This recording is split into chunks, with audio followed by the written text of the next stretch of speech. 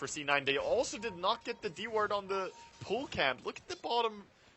Look at the sentry. It's so close. It's just off. Yeah, and the other sentry also. Even though they saw when they they actually brought Envy into. Are they? Oh, no! It's a disaster. Oh, it's like the holy death. Where is it? Like this is the isosceles triangle. You don't want to get A does not equal B, and you did not want C. Yeah, I mean this. With 3 sentries, you should get that D ward, but this camp is ridiculously big to begin with, so it's really hard to be certain where the ward is. That said, though, these are not ideal sentries, really. No. The two on top are overlapping really hard. Yeah, you got mass overlap, and they must have really thought it was in the tree line to the east. Like, it's the only reason they put it there. They're going to be really spitting chips when they look back at that replay later on. Definitely, and that puts them in such a bad spot, because they can't run up and farm. Anti-Mage is not touching the creeps enough. He has 6 CS. He's doing a good job pulling back the creep there. Managed to sneak 1. That's what you have to do here. Try and run up, aggro the creeps, pull them back, and, you know, get whatever CS you can get. Yeah, but at the same time, he's still having to keep on par with Sylar, who is 18-9, the highest CSer on the board. And even this middle lane, like, Fader might be really close to the CS of maybe, but at the same time, you have to remember what... Actually, I suppose both can do it with the farming of the jungle. Yeah, both can do that. However, it's a Shadow Fiend. Like, in true terms of just transitioning into right-click and carry potential, you have to respect the Shadow Fiend's farm more. Of course, Lina, though, needs all the farm she can get so she can actually carry this game in the early stage. Has Envy abandoned the lane? Pretty much. He's walked away coming down for the 4-minute rune. I mean, I think he jungles. Like, but there's no small camp, though, so he has to jungle medium camps. Zhao Wei's actually stronger than him, and he even gets a regeneration rune after throwing out the stun. Envy tried to blink in and steal it, but wasn't able to do that. So they turn No-Tal into a core. You do have one stack, like the Alpha-Wolves or the Mud Golems there, but he's got You're not turning it into a core, he's just on the lane, sort of. He has a magic stick, that's it. He has no boots even. Okay, like, this is where I get concerned. When you look at a replay, and you follow Eternal Envy's track, and you basically got him walking up to the stairwell, he then loops around to try and check out the rune area. I mean, what is going on And then right comes now? back up again to walk to the side, and then walks back over. Like, we're basically playing loop-de-loop. They're diving? They're coming in for the mid. That's not the play? No, because Yao's got Fisher, and TP support should be available. Misery underneath the tower. In comes the Bane as well. He's not close enough, though. They need to lock him on the other side. Yeah, they didn't get him there. And they have 3 heroes, so they're pretty strong. I think LGD just needs to back out here. Cannot go in. But I think they're in this stage where, a wise man or a crazy man once said that when a game starts going like this, he just tries to create as much chaos as possible until no one can understand Dota. That's pretty much what you have to do at this stage. They are having 4 of their heroes at the bottom of the CS list. When the Bane is over your anti-mage in last hits, that's when you know. Yeah, you're having significant troubles here. Misery's going to make a move down to the bottom lane. They have dropped down the Nether Ward, but Zhao Wei, like, you'll get a little bit chipped when he throws out the lightning, but then he moves deeper inside the tree line. He's actually holding clarities as well for Yao. Yeah.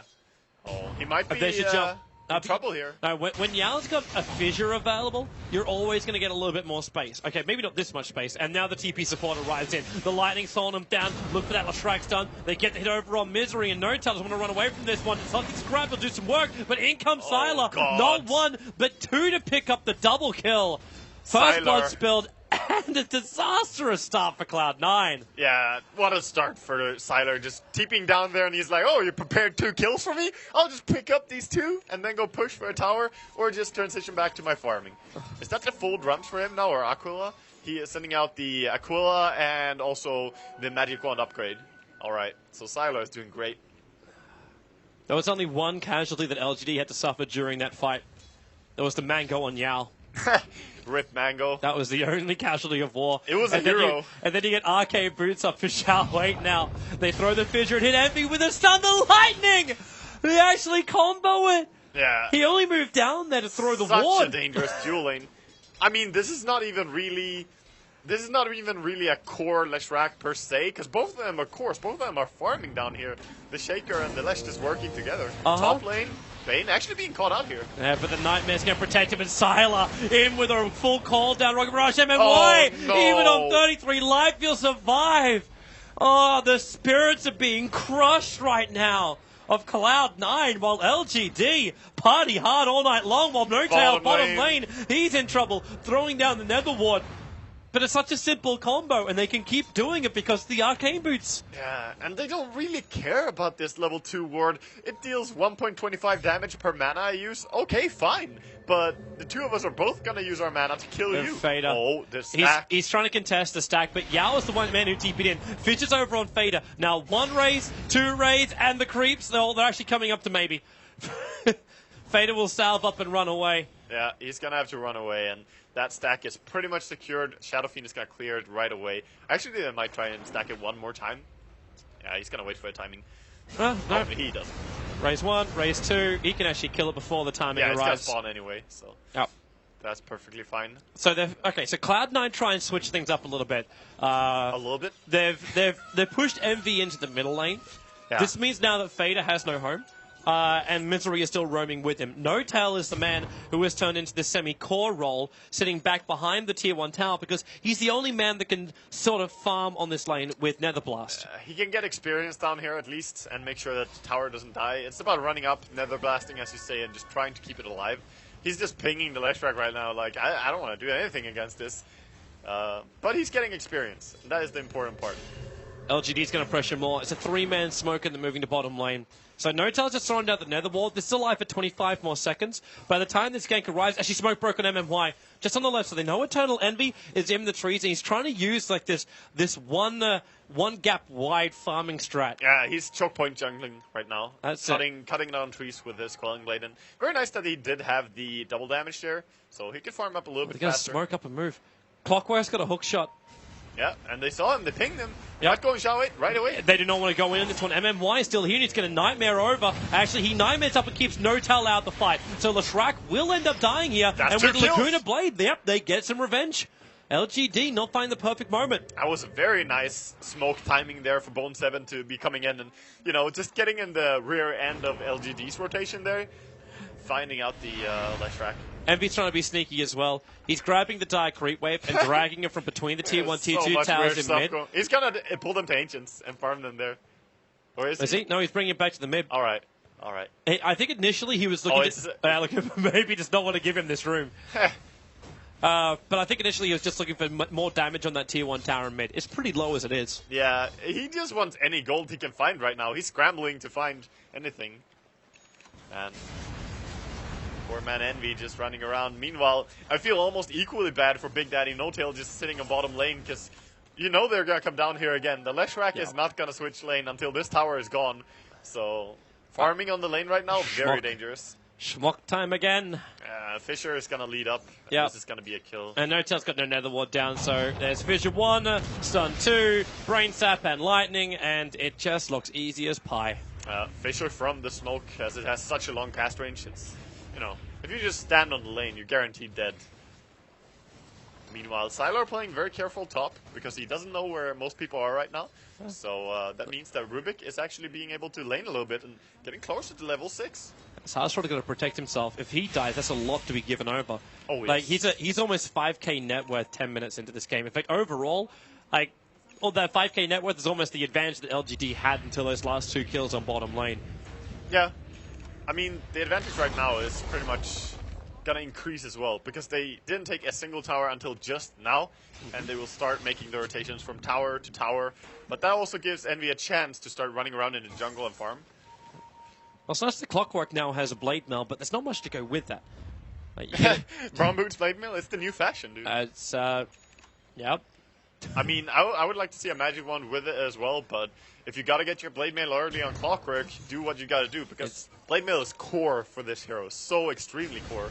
Now he can hook in and know he can punish Shadow Fiend. There it is. Goes on maybe, but the Fissure actually off target. Doesn't really get the Sun in control. They Nightmare on the end. He evaded. He just evaded Laguna. Yeah, maybe. Throwing back out again. The call down from Sylar and Bone 7. Fiend's Grip, No-Tail trying to give the life, but it's not enough when Yao jumps in for the Echo. They've lost 2. They're going to lose 3 here. And they actually keep Misery alive. Potentially going to go for 4. Envy jumps in. He actually doesn't find anything. He man breaks does some decent damage, but the SF was the only casualty of war, and that was dying to the Pugna. That was so beautiful play to the leader. by Mama, yeah. Going in there and getting the Nightmare on the Shadow Fiend as the Laguna King. Just perfect. Like, could not have been better. And MMY, take my energy. You're doing beautiful, beautiful work. Yeah, truly. And deny attempt? Oh, that was so close by No-Tail. They actually pulled out a little bit early there, LGD, but Sylar stuck around a little bit longer. Gets the money for himself. What's coming on that courier? So the O clubs arrived for Sylar. You've got almost 1,300 life on this Gyro with the phase boots. His damage output's wonderful. Yeah. And they're going to smoke. They want to keep the pressure on. No tier 1 tower. Make the most before C9 can get vision up. Probably going to go straight for the BKB as well, but I wouldn't be surprised to see him go into the Sanxiaxia build in this game as well. Oh, let's see if they can find Dota here. If he runs for the trees, and he ran for the trees, Fisher is available. This is the one time you don't listen to HY Fader. Real trouble. Yeah, and that means the top tower is compromised, so they're just going to try and push mid. They do have, well, it's only a level 1 Nether Blast, so I'm not going to say they have good pushing. Yeah. But they're actually wrapping And around they're going to mid lose as a well. courier too if they're not careful. Zhao wait, one attack, Gyro, and oh, it's not enough. 20 HP, but hookshot comes in. They go on Zhao wait. The Fable will help do the job, but the call down. Bone 7, the Blade Mail! Sylar kills himself! Beautiful. That is a huge kill. They And then heal why? him. Yep, they're keeping Bone 7 alive. It's No-Tail again using that drain to actually funnel it into Misery. MMY, the fissure, actually stolen by Misery, slowing him down. They have to keep the run going, but MMY, he would love to make it to the regeneration room, but avoids the rocket. SF is tanking the top tower. They'll TP support in. They want Yao, this. he's got a fissure of bubble, keeping Fader and everybody out. That was a nice fissure by Yao. Wow, with that Blade Mail, though, paying dividends in that fight. So Clockwork doing some good work. Bone 7 has been playing really well in this game. His score, 3 kills, 2 deaths, and 2 assists. This is so much space creation and No-Tail. Okay, well, now he might be dead. Okay, well, the cross fissure. They're like, yeah, you're not leaving. You're staying there, buddy. The X marks the spot.